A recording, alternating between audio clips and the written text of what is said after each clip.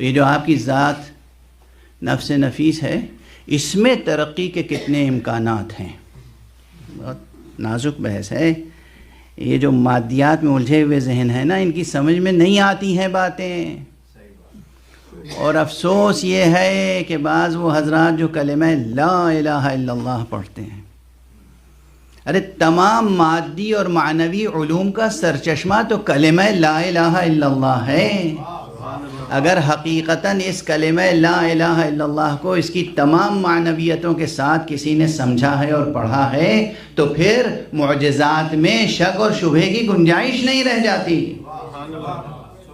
نہ معجزات انبیاء میں اور نہ کرامات اولیاء میں اور نہ کرامات مومنین میں. ہمت پیدا کیجئے، ہمت، حوصلہ. کہیں بھی ہوں آپ، کسی بھی ظرف زمان میں، کسی بھی ظرف مکان، کسی بھی ملک میں ہوں، یہ کمالات جو آپ کے دامن خیال میں آ سکتے ہیں. آج ایک کلیدی مطلب اور آپ کے حوالے کر دیا میں نے. آپ کتنی ترقی کر سکتے ہیں جتنا آپ اپنے دامن خیال میں وسعت کو پاتے ہیں.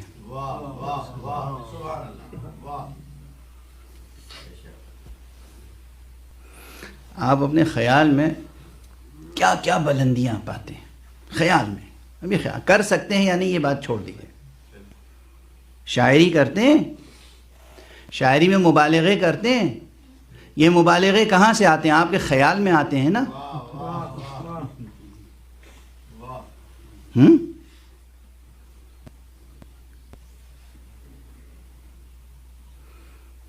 کاش مطلب منتقل ہو جائے. میں بار بار عرض کر رہا ہوں کہ ابھی معصومین کی بات نہیں کر رہا ہوں. یہ مومنین، یہ کلمہ گو، یہ جوان، یہ بچے، یہ آپ کی صلبوں میں جو نسلیں ہیں، آپ کی پشت میں جو سلسلہ ہے، یہ کتنی بلندی تک آپ اسے لے جا سکتے ہیں. حوصلہ تو کیجئے کہ اتنی بلندی تک لے جا سکیں کہ یہ خاک قدم مرتضیٰ کو چوم سکیں. ایک صلوات پڑھیے محمد والے.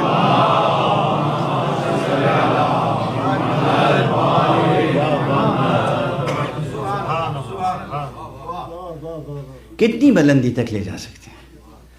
ارے حوصلہ تو کیجئے، سوچئے تو صحیح کہ کم سے کم یہ اتنی بلندی تک پہنچیں کہ خاک کے قدم شہدائے کربلا کو بوسہ دے سکیں.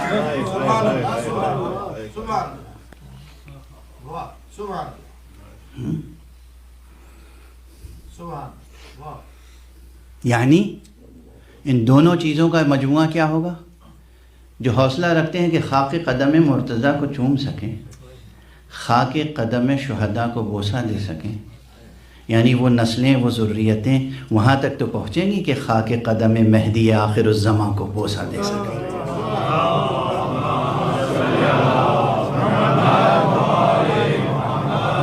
ایک بلند صلوات پڑھیے.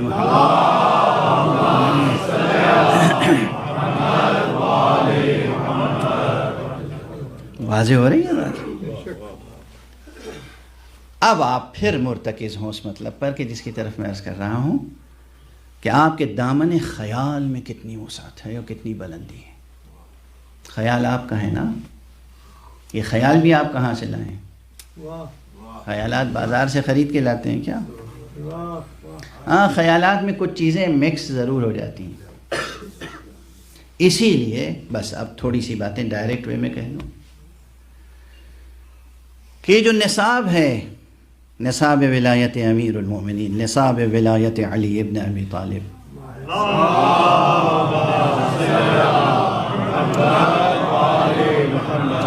یہ جو آپ کے نفس کو قوت عطا کرنے والا ہے، یہ جو آپ کے نفس کو اور آپ کو نجات اخروی و فلاح دارین عطا کرنے والا ہے، اس نصاب میں کچھ چیزیں ہیں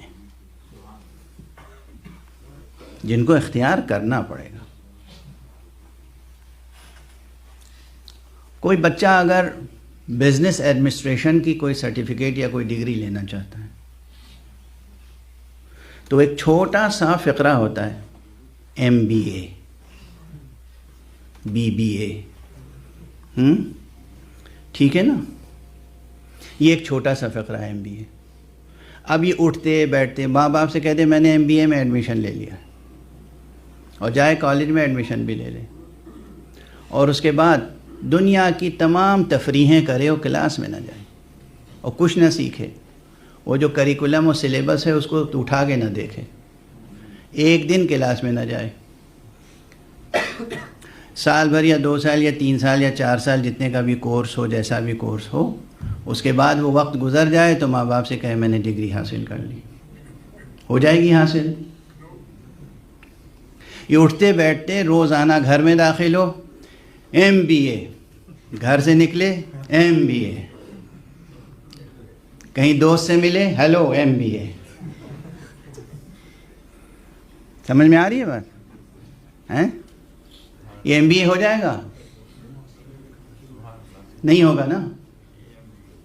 یہ MBA ایک کورس ہے، اس کورس کو کرنا پڑے گا، ٹھیک ہے نا؟ کچھ لکھنا پڑے گا، کچھ یاد کرنا پڑے گا، کچھ پریکٹس کرنی پڑے گی، کچھ ایکسرسائز، کچھ پریکٹیکلی، کچھ تھیوریٹیکلی کرنا پڑے گا نا۔ بالکل ایسی ہے ولایت علی علیہ الصلاۃ والسلام۔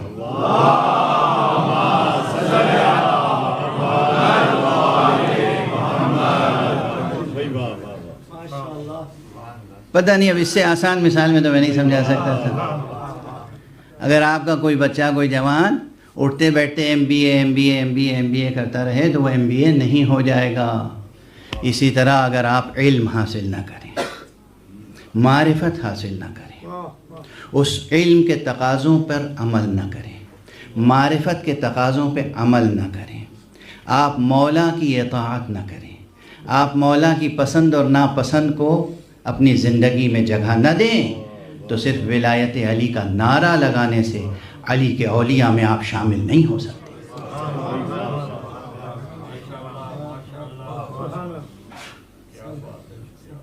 علی کا موالی بننا ہے نا۔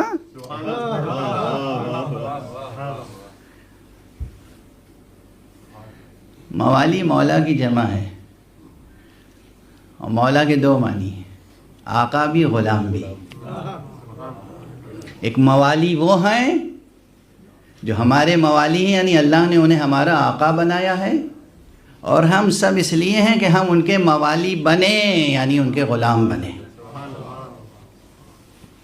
تو اس نصاب میں، نصاب ولایت علی میں، جو آپ کے نفس کو جو اپنی اصل میں، جو اپنی ابتدا میں، جو اپنی تخلیق میں، جو اپنے آغاز میں، جو اپنی کریشن میں، جو اپنی بگننگ میں، جو اپنی بیسک حالت میں بھی پاک و پاکیزہ ہے، اگر آپ نے نصاب ولایت علی کے مطابق اسے پروان چڑھایا تو یہ نفس ہے جو نفس مطمئنہ بننے والا ہے۔ ایک صلوات پڑھ دیں محمد۔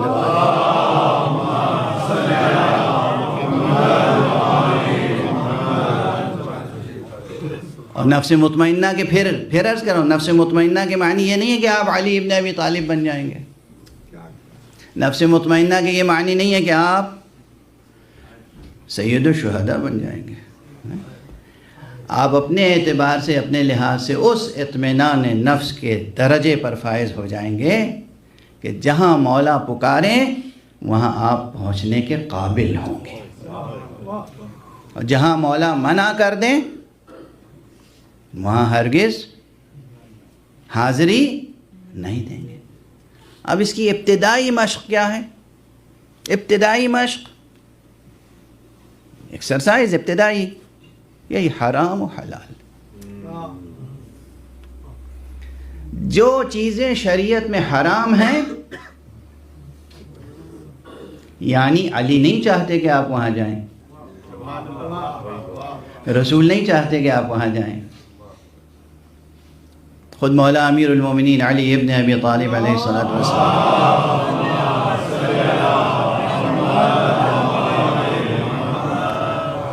کا ارشاد گرامی ہے کہ ایک مومن کی شان یہ ہے، پیغمبر کا بھی ارشاد ہے، ایک مومن کی شان یہ ہے کہ جہاں اللہ اسے دیکھنا چاہے وہاں سے وہ غائب نہ ہو، اور جہاں اللہ اسے دیکھنا نہ چاہے وہاں وہ حاضر نہ ہو. ابتدائی پہلی مشق کہ جہاں اللہ نہیں چاہتا، رسول نہیں چاہتے، علی نہیں چاہتے، وہاں آپ نظر نہ آئیں.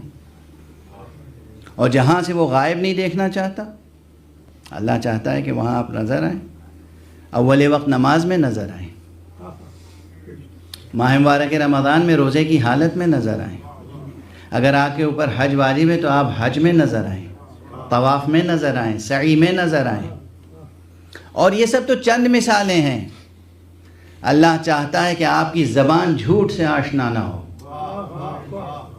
اللہ چاہتا ہے کہ آپ جس طرح اپنی عزت اور آبرو کی حفاظت چاہتے ہیں، دوسرے کی عزت اور آبرو کی حفاظت بھی کریں. اسی لیے غیبت حرام ہے. آپ کو اچھا لگتا ہے کہ آپ کے اوپر کوئی آپ کے سامنے یا آپ کے پیٹھ پیچھے طنز کرے؟ اچھا لگتا ہے؟ پسند آتی ہے بات؟ کوئی نہیں چاہتا نا کہ آپ کو کوئی ٹارگٹ کرے، تو پھر آپ بھی کسی کو ٹارگٹ نہ کریں.